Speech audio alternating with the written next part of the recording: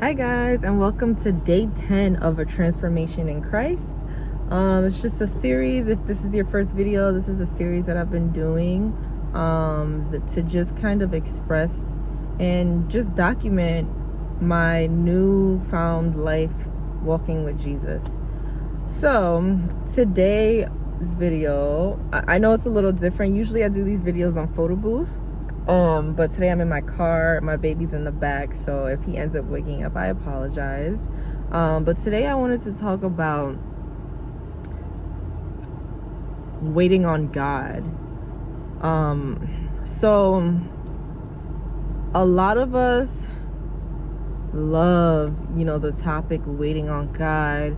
We love, the topic of, steadfast and just dedicated faith and just learning how to be faithful and trusting that the Lord is showing up.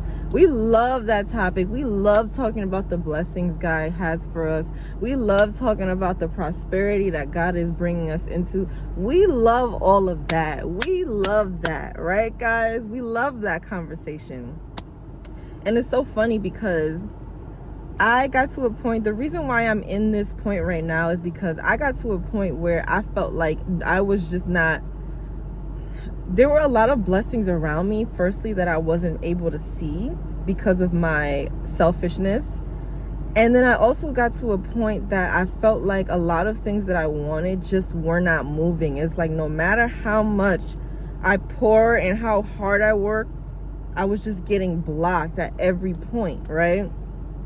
So in my selfishness, I come to God and I'm like, God, here I am, Lord. If you guys know that song, like this video. Anyways, I'm like, here I am, God. I'm dedicating my life to you, God. Please, make a change in my life and do some miraculous things. Okay, please. And firstly, God is so good that even in my selfishness and coming to him and say, hey God, I'm gonna dedicate my life to you now, and in return, can you give me more money? Because literally that was one of the big things that I've really been praying to God about. God, please bless us financially, please give me prosperity, please do this and that. God is so great and so gracious that even in my selfishness, he still welcomed me with open arms and took me in, right? And pretty immediately, I wouldn't say things around me, I still, I still need help financially. There's still a lot of things that I would love and that, God has done a work in me and kind of remove that, because it was an obsession. Remove the obsession of me wanting more money out of my life. Thank God he took that away from me, and whenever he decides to bless me with that, I'm here for it. But I'm at the point where I'm like, God, I'm learning how to be secure without it. But I say that to say that God he took me legitimately on some prodigal son. He took me with open arms, regardless of the fact that I pretty much was just I didn't deserve it. Pretty much he took me with open arms. He accepted me back with open arms, even though I didn't deserve to be accepted back. I deserve for him to shut the door on me and say, get away from me. Who are you? Where have you been? I don't know you. And he took me and embraced me with open arms, and he immediately started doing a whole change in me. Here I am coming to God saying, God, give me money. And he's like, no, you need more than money. You need a complete transformation. You think you need money, Christina? Nah, you need more than that. And I didn't realize in that time that God was going to do that. But I say that to say that it's so funny how we're always like, God, when are you gonna do this for me? Or I'm here, God, please, I need a breakthrough and I'm waiting on you, God. But I'm sorry, I'm from the Bronx, so things could get a little, the expression can get a little thorough, okay? Here, okay? Just bear with me. When is the last time you thought about how long God has waited on you for you to dedicate your life to him? God told me, he's like, here, you're waiting on me. How long have I waited on you, Christina? It's been a decade since you walked away from me. You walked away from me a decade ago. And here you are. Somebody said, I was watching a video that said, we like to use God as like a slot machine. Here you are, God, I'm here now, like, bless me. And he's like, I waited on you for 10 years. I accepted you instantly. And you expect me to bless you with what you're asking immediately so you could just run away once I give you this blessing? No. Sit right here. Sit right here, Christina. Sit right here. And I'm like, God, like, literally, the way God has been beating me up these last couple months, like, spiritually beating me up and, like, whipping me into shape has been insane. But it's like a good beating. He's like beating me up in a good way. Kind of like the analogy that I could think about is like a Turkish bathhouse. I've never been to a Turkish bathhouse before, mind you, but I have friends who have visited these things, and the experience always cracks me up because they're literally beating you up, like borderline abuse. But when you come out, your muscles are so loose. You feel like you're just like what's the word? Like you're just like jello, pretty much, from what I hear. And it's just like, it's a good abuse. So God has been putting me through a really good abuse right now, but it's still harsh. And he's just like, girl, I've waited for you for 10 years. And you think that I'm supposed to just get up? Now that you're here and, like, you know, praying the way you're supposed to be praying, reading the Bible the way you're supposed to be reading the Bible, doing all the things that you're supposed to be doing, like, you're not doing anything miraculous. You're just doing what's supposed to be your job. Do you expect a promotion when you're just doing what you're supposed to be doing? You're lucky I gave you the job. You're lucky because your resume was not it, but I still gave you the job, Christina. And I'm just like, God, okay. All right, I'm just gonna sit right here with my thoughts, and I'm going to never mind. Never mind, God, okay. You're right. Like, the humbling God has been doing in me has been so real. But the love that I've been receiving, the fullness that I've been receiving, it's just been even realer. Like, even though I'm pretty much, I'm literally shedding of my whole identity right now. And it's scary because it's just like, I don't know who God is causing me to become. And it's scary because I'm like, what am I going to lose? Am I going to lose my friends? Am I going to lose the things that I like? Am I going to lose music? Am I going to lose my identity? Like, that is so scary to me. But I know that everything internally, even though I'm so scared right now, I'm so scared, guys.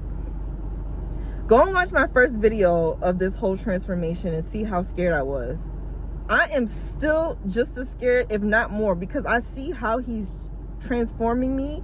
And this is scary, guys. It's scary to trust God. It's scary to lean on God. It's scary to put your complete self, give your whole self up and say, God, like, here I am. Like, okay, do what you got to do. Like, it's scary to be this vulnerable, is what I have to say.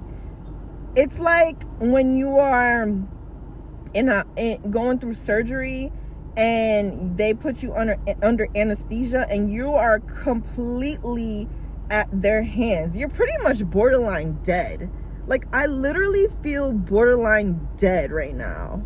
And it's scary to feel like on the other side of that procedure, they're going to bring me back not only just as good as I was, but better. That's scary to trust that. And that's where I'm at with God right now. And yeah, so before we say, God, I'm waiting on you, where's my blessings, da da da da, how long has God been waiting for you to fully dedicate yourself to him? How long has it been? Before you go to him and ask him that, how long has it been? Ask yourself that. And I'm not saying I'm more righteous than anybody. Clearly, I'm the one going through this right now. Like, I'm more selfish than anybody. Like, the way God has been revealing to me my actions, I'm like, dang, like, that's crazy. Like, I thought that I was a good Christian. Like, I watch sermons twice a month. I'm a great Christian. I pray night and day. I'm a great Christian. I just do, I would even say, less than the bare minimum. Oh, I'm a great Christian. I'm gonna get to heaven. I'm a little bit of a great Christian. I'm a little bit of a good person. That somehow equates to me being should have access to heaven. Are you kidding me? No. God told me, girl, no. That is not it. That is not it. That's you need a lot of work, girl. And by the grace of God, he has accepted me. He's working on me. He still loves me, even though I wasn't even like paying attention to him. He was still there, committed and devoted to me. Can you imagine if you like have a spouse who like is barely there, who is absent, who doesn't help out in the house, who doesn't show up for the children, who doesn't show up for you emotionally, who's not there? Can you imagine how quickly we would divorce them? Can you imagine if God divorced us?